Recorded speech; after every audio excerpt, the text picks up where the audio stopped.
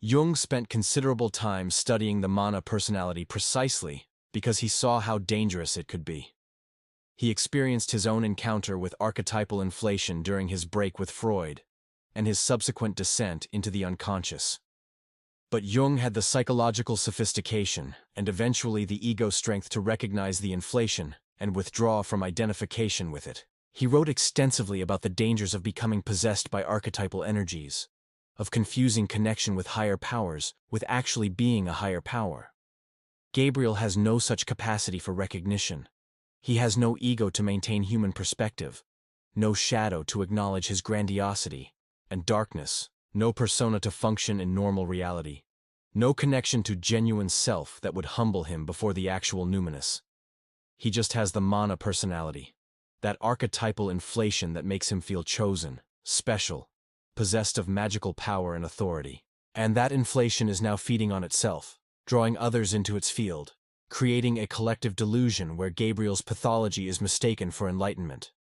The people in his group believe they've found a genuine spiritual teacher. What they've actually found is a man possessed by an archetype, someone who's lost all ordinary human perspective and has inflated into identification with cosmic significance. Jung would say they're all in danger.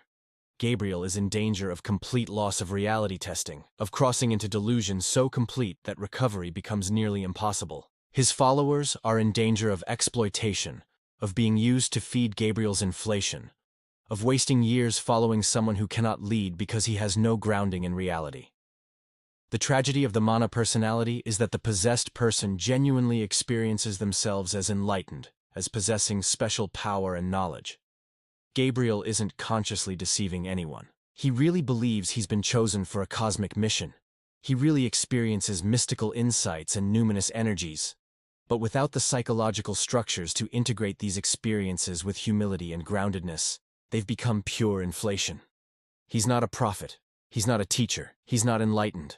He's a human being possessed by an archetype, mistaking psychological inflation for spiritual attainment, gathering followers into his delusion because the mana personality is magnetic and seductive to those seeking meaning.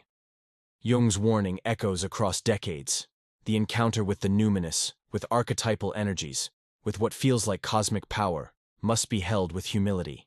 It must be integrated by an ego strong enough to say, I experience something greater than myself, but I am not that greatness.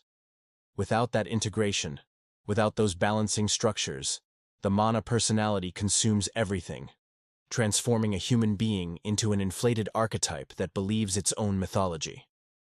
Gabriel has become the myth, and everyone around him is living in the story he's telling, mistaking inflation for enlightenment, possession for power, pathology for spiritual truth.